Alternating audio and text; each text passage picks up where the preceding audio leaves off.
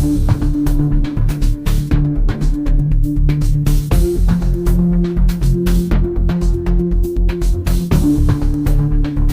video, satu pejabat, dan satu permainan golf. Gimana ceritanya tiga hal yang kelihatannya simpel ini bisa meledak jadi perdebatan nasional soal kepemimpinan dan empati di Indonesia?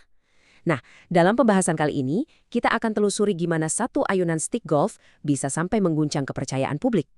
Oke, biar kebayang akar masalahnya, coba deh kita lihat dua realitas yang kontras banget ini.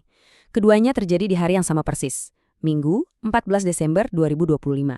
Di satu sisi, kita lihat ribuan warga di Aceh dan Sumatera lagi berjuang mati-matian menyelamatkan nyawa dari banjir bandang dan longsor. Nah, di sisi lain, seorang pejabat tinggi negara tampak santai di tengah lapangan golf yang hijau dan asri. Tentu aja, video ini langsung viral kan? Dan gak butuh waktu lama, pejabat yang bersangkutan, yaitu Dadan Hindayana, akhirnya angkat bicara dengan pembelaannya. Jadi, menurut penjelasan beliau, ini tuh bukan sekedar main golf biasa buat rekreasi. Beliau mengklaim ini adalah sebuah turnamen amal. Tujuannya justru buat menggalang dana untuk para korban bencana yang lagi rame diberitakan itu.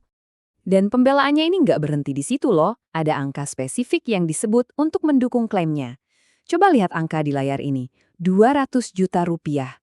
Nah, segitu katanya jumlah yang dialokasikan khusus untuk para korban bencana di Aceh. Jadi, kalau kita bedah lebih dalam, acaranya ini diselenggarakan oleh Himpunan Alumni IPB. Katanya sih total dana yang terkumpul itu sampai 450 juta rupiah. Dan dari situ, 200 juta, seperti yang kita lihat barusan, dialokasikan buat bantuan bencana di Aceh.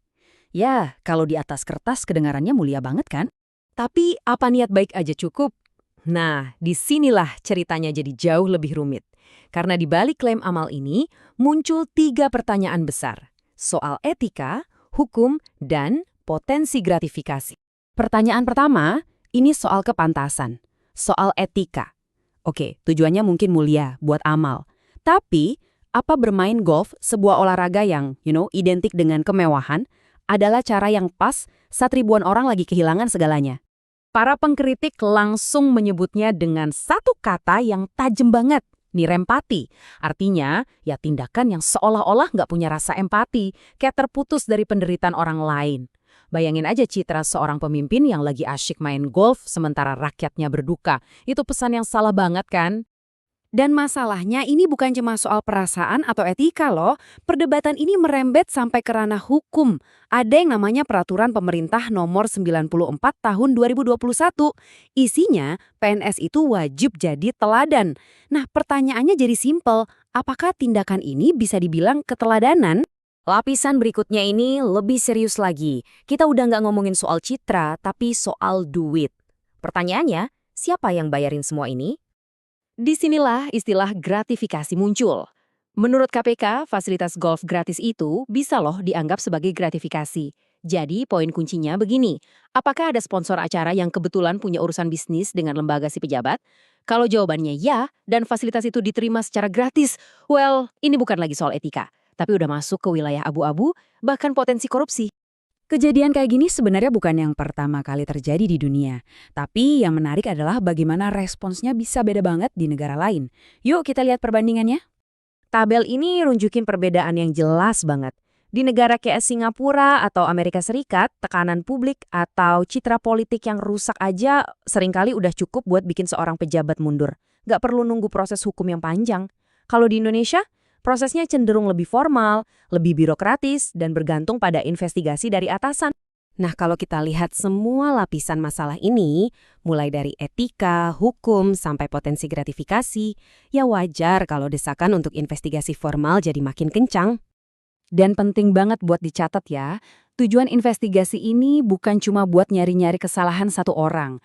Ada yang jauh lebih besar yang dipertaruhkan di sini, kepercayaan publik. Persis seperti kutipan ini, membiarkan insiden ini lewat gitu aja cuma akan memperlebar jurang antara rakyat dan pemimpinnya. Secara lebih konkret, ada 3 alasan utama kenapa investigasi ini dianggap krusial banget. 1. Buat menjaga marwah institusi, biar nggak jadi bahan lelucon. 2. Buat memastikan dana amal itu beneran sampai ke korban secara transparan dan akuntabel. Dan yang ketiga, yang paling penting, buat ngasih sinyal yang tegas, bahwa empati seorang pemimpin itu harusnya selalu di atas hobi pribadi. Pada akhirnya, kasus ini tuh lebih dari sekedar soal golf atau donasi. Ini memaksa kita semua buat bertanya lagi, di tengah krisis, pemimpin yang kayak gimana sih yang sebetulnya kita butuhkan? Pemimpin yang seperti apa yang kita harapkan? Dan jawaban dari pertanyaan ini bisa jadi akan membentuk masa depan akuntabilitas di negara kita.